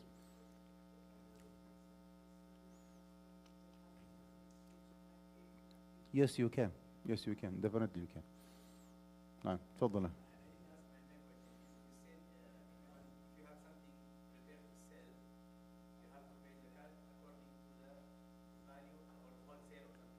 If it is active, Habibna, if it is active in the market, you need to be careful. If you have, hold on, if you have a long-term investment, like a piece of land that you have purchased a few years ago, and your plan actually is to wait, right? Is just to sit on it for a few years until the value goes up and then you sell it.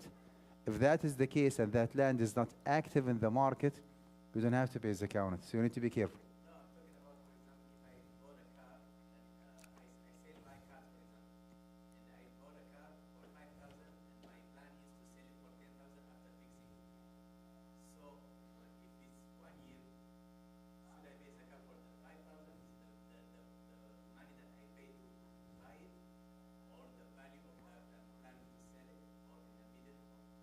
Can you answer him, please? Huh? Are you sure? Hmm. How much is the value of the car as of the zakat due date? Like you did 70% fixing, right? If you are to sell it today, how much you will be getting? That's the zakatable amount.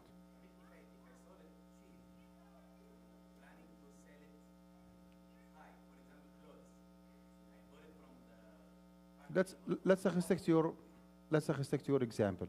You purchase a car for 5,000, and the plan is to sell it for $10,000 after fixing and maintaining and doing whatever you want. Okay.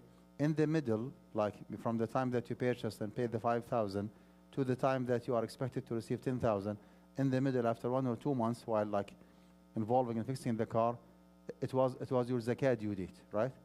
You need to pause here. If you are to sell the car as is, as of today, with all the maintenance and the fixing and the parts that you added, how much does it worth? Is it worth today in the zakat due date?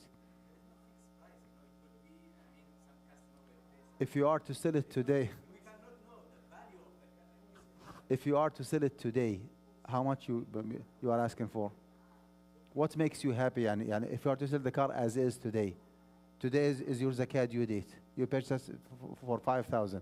You have been involved in fixing it for 2 or 3 weeks, right? And it's now zakat due date. How much you are willing to sell the car as is today? No.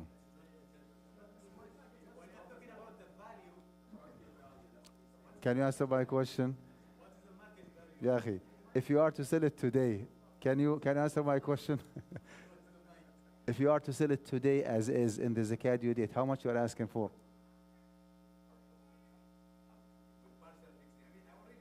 لا حول ولا قوة. يا ابني, give me an answer.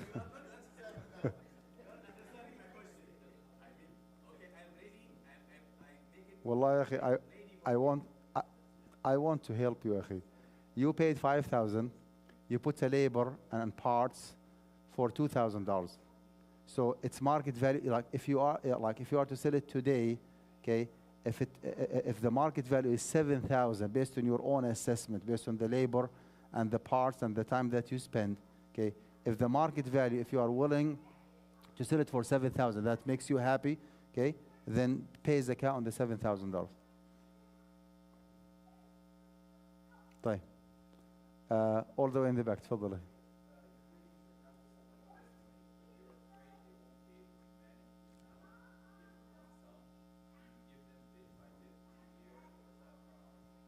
Yes, you can, and you can go like extra miles by not giving them cash money. You can purchase like items for them. You give them in kind. Okay, you can pay the rent, like the apartment rent, on his behalf. You can pay for the groceries, for the utility bills, if you have doubt that that individual is not financially efficient and he might spend the money like wastefully. Do not give him cash money.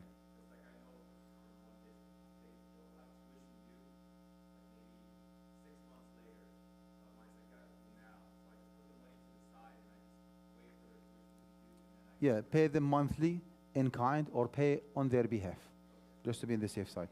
No, تفضل.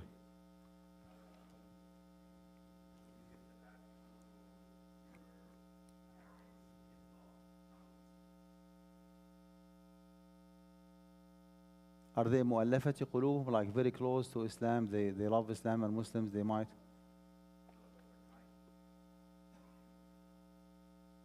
Well, again, this is like a very debatable issue when it comes to giving zakat to non-Muslims. I'm Shafi'i by training, by background. According to my madhab, you cannot.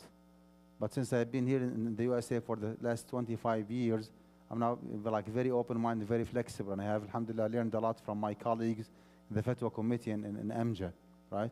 So based on that, if you anticipate any positive response from them by giving them from zakatul mal, then you can, according to the Maliki madhab and the Hanbali madhab, giving potential Muslims, not Muslims, is allowed. So based on that, yes, you can give them. What's that? No, parents-in-law, you said. No. No. Non-Muslim parents, no. Are you aware of Amja? Amja, that's Amja. So this is our fiqh council. If you scroll down, you will see the members of the Fatwa committee. Those are the individuals. Sheikh Salah Al-Sawi, myself, Sheikh Muwaffaq Al-Ghalayini, Walid Bassouni, Walid Manis, and Hatim Al-Hajj. So we have a Fatwa bank here. You can just go and search for whatever you want, and you'll find like a lot of fatwa in both Arabic and in English. So make sure that you refer to Amja. It's a good source of like knowledge for Muslims in the USA. Was that? Yes. There is a fatwa hotline here. Fatwa hotline. You call this number 916 during their office hours, and there is a chat online, fatwa chat. You see, this is like Maulana, like Mufti AI. So you just send the question, and if it is during their office hours, you will receive an answer. And you can post a question here somewhere, and you will receive an answer, inshallah. No. طيب. Yes.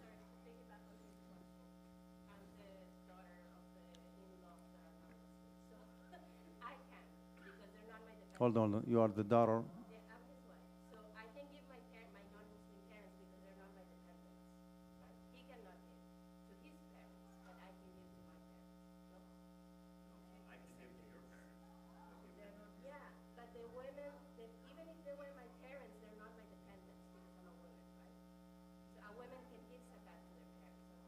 No, if you are financially able, and your parents are desperate for your money, then you have to sponsor your parents, and since they are dependents technically on papers, then no, you cannot give them zakat al-mal.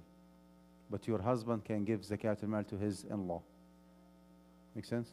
Yeah. No. Yes, sir.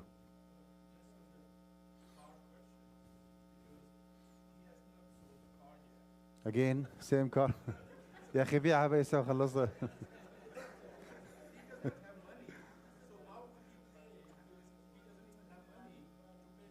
أخي, that's his problem. I don't care about his car, أخي. Just giving an answer. He said that he paid 5,000, right? And he spent labor and parts. He purchased parts and labor and like went through the fixing process. In the middle, it was the beginning of the month of Ramadan. Okay, how much is the market value of the car as of today in the beginning of Ramadan? 6,000, pays zakah on the 6. 7,000, pays zakah on the 7,000. That's fine. He doesn't have to sell it, akhi. Isn't it a commodity? Isn't it a merchandise? Isn't it something for sale? Then isn't it a zakatable asset or not? No. He pays zakah on the car before selling the car. That's completely a different discussion. Let's go step by step. The zakah on this car, okay, this car actually is zakatable based on 7,000. That is the market value as of the zakat due date. Now, if he does not have cash money to pay on behalf of that car, that's fine. We can wait until he handles that, until he finds cash from somewhere else. But this car actually is zakatable. He has to pay zakah on it. It is a zakatable asset. It's like any commodity, any merchandise, any groceries, and anything for sale. That's called عروض التجارة. عرفتها? What's that? Do not confuse him. He does have other cars. He needs to add up the value, the 7,000, to the other cars that he has. If the total that he has, all the cars and all the stocks and retirement account and cash money, عرفت in checking account, saving account, واللي تحت البلاطة والمش عارف كله, everything actually has to be reported. عرفتها؟ نعم. Under the table, like in English. Yes, sir. Yeah, sorry. No. Sure.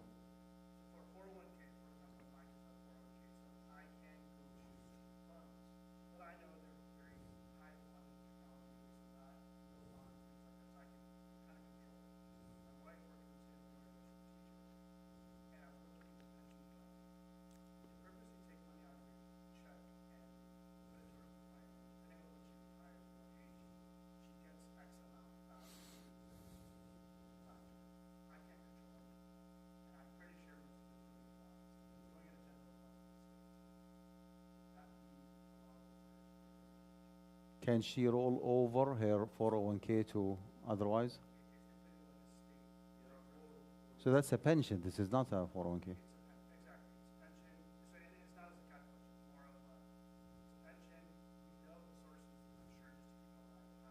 So, so she does not have a word to say when it comes to setting her portfolio. It's just a state decision. Well, can she find out approximately the percentage of haram involved? Some way, somehow?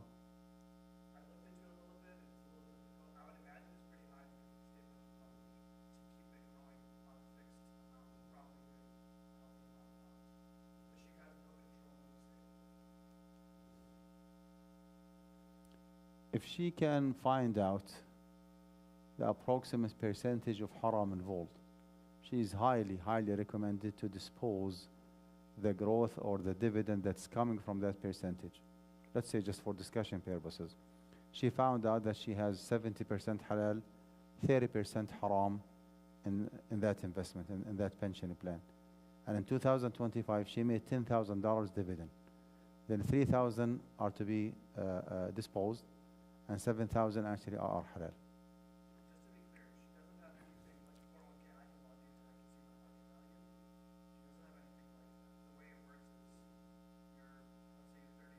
Just a myth. I mean, you have absolutely no clue, right? Yeah. So when you're 60, let's say you're retired, they go, okay, you deserve to get $5,000 a month for the rest of your life. It's not like there's an actual account that goes through that. Just to keep it as is. One of our members in the Fatwa committee, he's not with us anymore. He's back to Saudi Arabia. He was, with this committee, I think 25 years ago.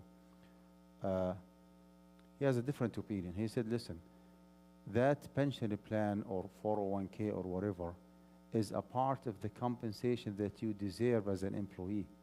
So in the same way that you get a monthly salary, in the same way that you have health insurance and you know 2 weeks paid vacation, round trip tickets, whatever benefit might be, a part of the package that you receive is the pension plan or the 401k. So according to him, this is not the official position of Amjad, this is his personal opinion. He said that you are not responsible for the permissibility of that investment because you deserve it anyway. They do not give it to anyone in the street. They give it to you because you work for them. Right? So even if it is 100% haram, okay, it's haram for the one who has made the decision. It's halal for you because you deserve it as an employee. This is a very liberal opinion. It's not the official position of Amjad, but it has a lot of depth actually and logic behind it. So alhamdulillah, we do have some flexibility here. My advice to your wife, forget about this account, keep it as is, do not worry about it. Whenever she retires, inshallah, and after Umr Tawil, we'll discuss it. Yeah. Maybe she can just dispose 5-10%, I mean, just to be in the safe side, with the intention of disposing the haram percentage, and the rest actually are here. Sisters, yes, ma'am.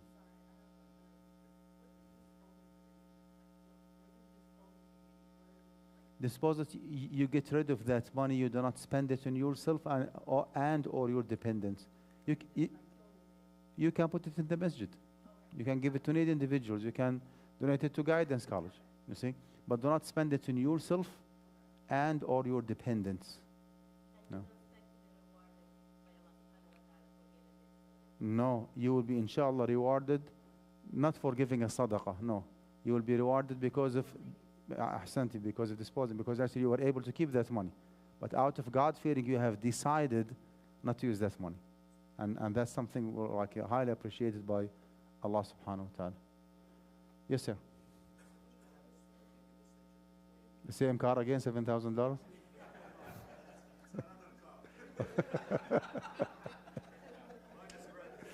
Oh, goodness.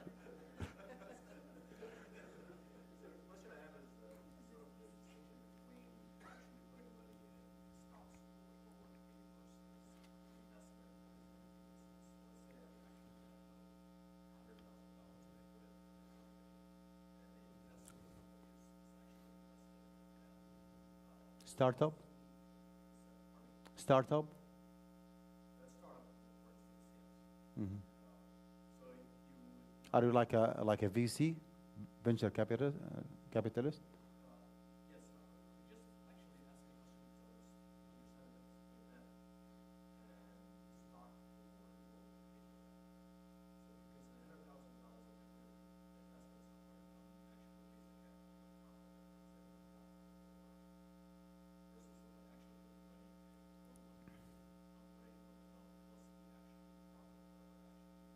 It depends on what kind of investment you have decided to go through.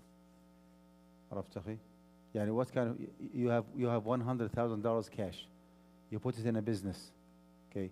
You put it what kind of business you paid that money for? Can you tell me more?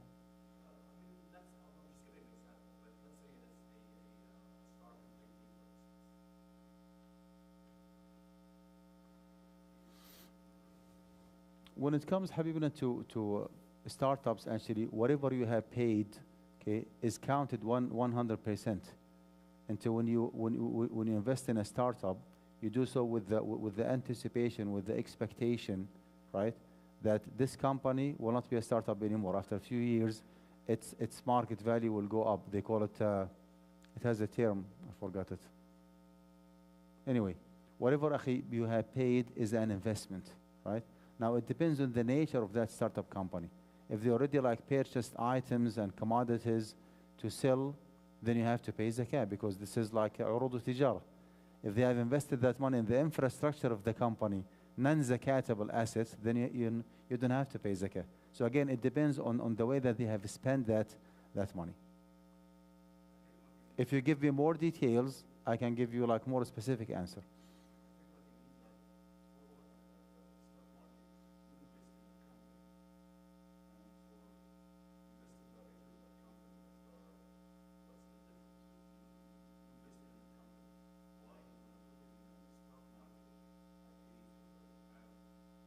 No, you don't. You don't pay for the entire. I did not maybe explain this point. Whenever you have an investment in the stock market, you have two different scenarios. You either treat those stocks as exploited assets, okay, which means long-term investment. In other words, you are not like active in the stock market. You do not watch the news. Do not buy and sell and speculate and buy and sell. You are not that individual. You just put them there, okay, you sit on that account, and you are very happy with the dividend that you make, right? If that is the case, then you pay zakah on the dividend only, right? But this is actually a very rare, case. Most cases, those accounts are very active. Even if you have a mutual fund, okay, you think that this is an inactive account, but this is incorrect. It's a very active account because the mutual company is doing the job on your behalf. They trade, they speculate, they buy and they sell, and that's why you make money. If and only if it is proven that a certain account is a very inactive account, simple investment account, brokerage account, and you are just happy with the dividend that you make, then you pay zakah on the dividend only. If you trade and buy and sell, then you pay zakah on the value and on the dividend both.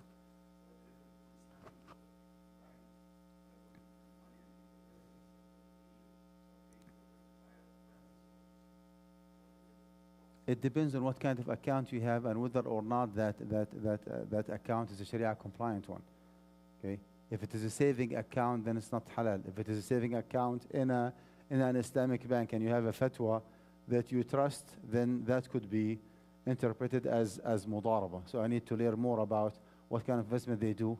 Okay? Do they guarantee the profit for you or not? How much you get? Is the money accessible? Can you like terminate that partnership with them and get your money? It depends on like, I need to get more details to answer the question.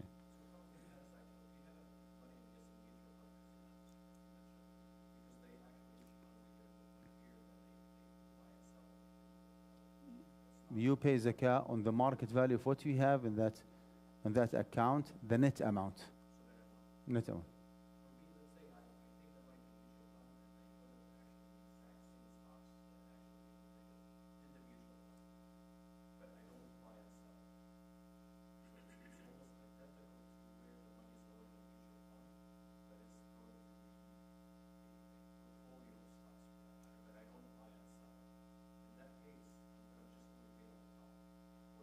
Dividend, correct, correct.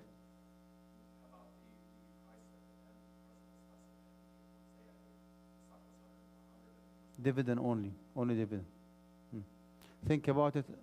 Forget about the stocks. You have, yeah, you have a rental property. You have an apartment, regardless of the market value of the apartment, because the whole apartment actually is not for sale, right? So it's not zakatable. How much money you make or the net amount toward the end of the year, toward the the zakat due date, that is the zakatable amount. That's it, regardless. Well, if you are you putting it for sale or you sell it? Once you put it for sale, right? Okay. If you become active in the market, like you start catching up, buying and selling, then you pay zakat on everything.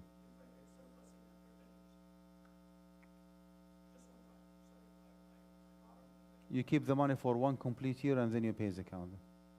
And if you want to be in the safe side, pay zakat on the spot. Like after liquidating those stocks, whatever cash money, just pay zakat on it one time. 2.5%, that's it. No, and you definitely can wait for one complete year and then pay zakat in that.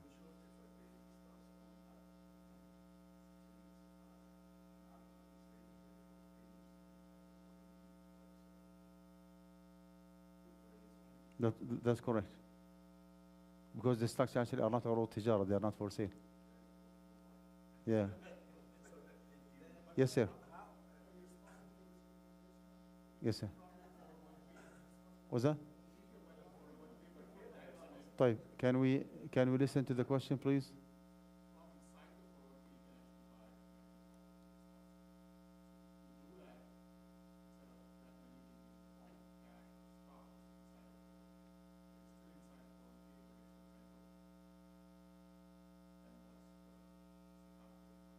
No, do not confuse yourself, Habibna.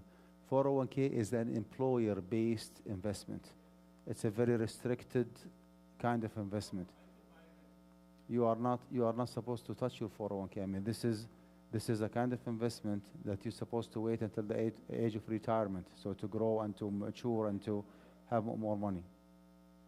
And that's why the way that we calculate zakat is different. We go with the accessible amount, regardless actually of what kind of stocks you have. I said several times, do yourself a favor, do not open the discussion regarding the nature of the stocks. Because if you open the floor for discussion, you will confuse yourself the most. Because some of those stocks that you have belong to technology, transportation, education, pharmaceutical, مش عارف, artificial intelligence. I mean, very confusing. Very confusing in a sense that each and every industry has a certain percentage of fixed assets who are, what do you call them, like zakat free, zakat exempt, right? And that's why do not consider the kind of stocks. Consider this, look at those stocks as if they are cash money. Simple as that.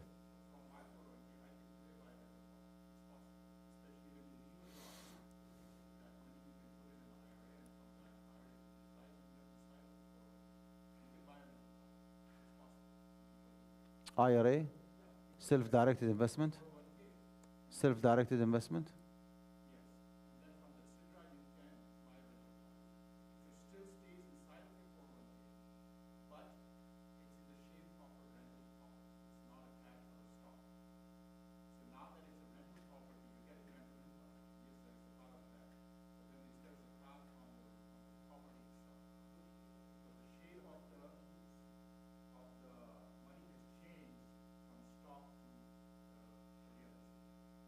I do not know. I need to think more about it. That's a new case for me. Rental property inside the 401k?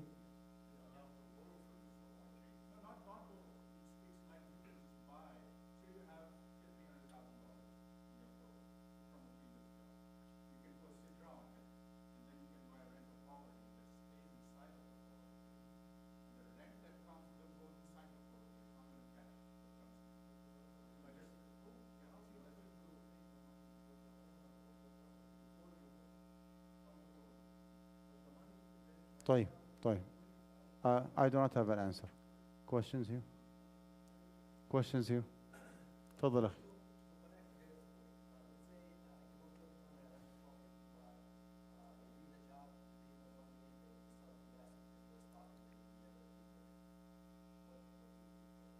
Well, once you quit your job, if you decided to withdraw that money, or if that money becomes withdrawable in full,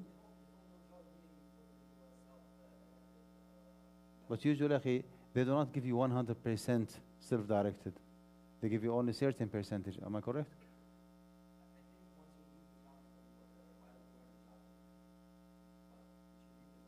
طيب, let's keep it simple, akhi. Whatever you have an access to, you need to pay zakat based on the formula. Just keep it simple. And you apply like this rule based on the fact that you are still in the company, you quit the company, you switch from one company to another. Whatever you have, whatever accessible is zakatable. How about that? طيب, all the way back, Muhammad, تفضل.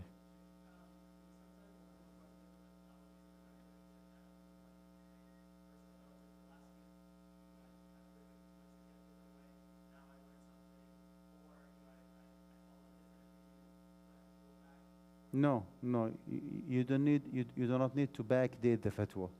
Like if you think that paying zakat on 401k, okay, on the accessible amount is very like reasonable and legitimate fatwa, just apply it from now on, and just forget about what happened in the past. Yeah.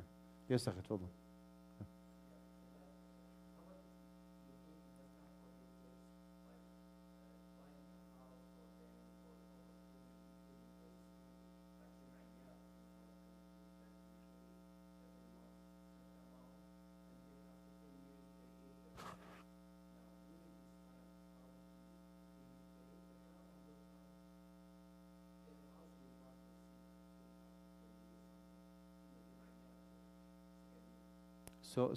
So you pay money to purchase a property, a house. Is the house yours, or you just keep saving? I know. Is the money still accessible? Like, can you change your mind and just withdraw the money?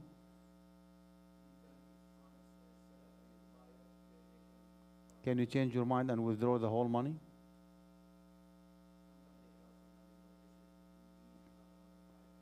طيب, if that cash money that you are saving on a monthly basis, okay, it's still in the form of cash money, and it is withdrawable in a sense that you can change your mind, take your money and just close your account, then you have to pay zakat. Whatever accessible is zakatable, right? So likewise, and that's why I ask a question: is it via cash money, or it's already like invested in the construction, and it's now like building construction? If it's construction, not for sale, right? Long-term investment, no zakat. No. تفضل.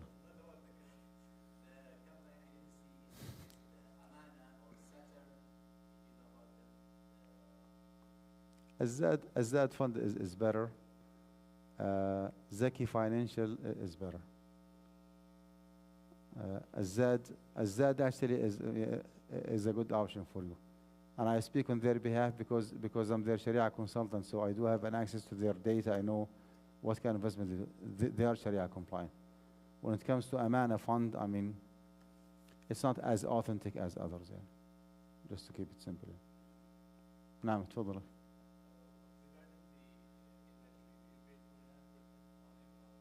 Inventory? On what? What kind of inventory? Yes, the display items, the items in shelves, inventory, everything actually is zakatable. 2.5%. Because whatever is inventory could be like for sale next day in the morning, right? 2.5%. If it is a commodity merchandise, 2.5%. That's it. تفضل.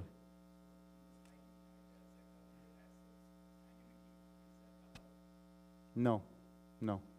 Annuity actually does have a certain percentage of I mean, it could be in full or partially a kind of CD like saving account. But if you do have it, like if you have bonds, for example, okay, you dispose the interest and you pay zakat on the principal. If you do have annuity by any chance, you pay zakat on the principal and dispose the interest. No, I mean if it is your call to open an annuity account, no, you are not supposed to. If they acquired an annuity-based retirement plan, is that something that they have to pay zakat on? Or is it just Well, if you can change it to something halal, then you have to. But if you cannot, just keep it as is and find out, the haram percentage involved and just dispose it, yeah.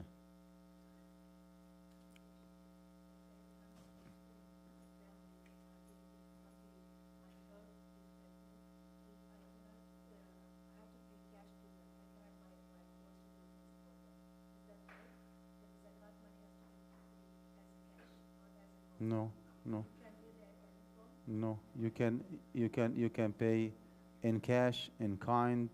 You can pay on their behalf. Rent, utility bills. No. No, you cannot. طيب. No. Last question. Yeah.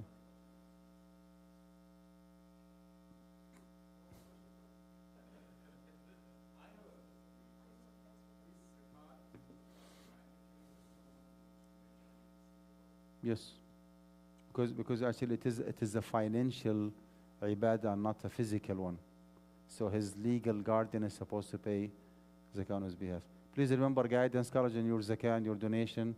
The floor actually is still yours. If you made a pledge or you want to donate, please make sure that you support this cause as much as you can. بارك الله فيكم. سبحانك اللهم وبحمدك نشهد أن لا إله إلا أنت نستغفرك ونتوب إليك. السلام عليكم ورحمة الله وبركاته. We can actually talk individually. تفضل.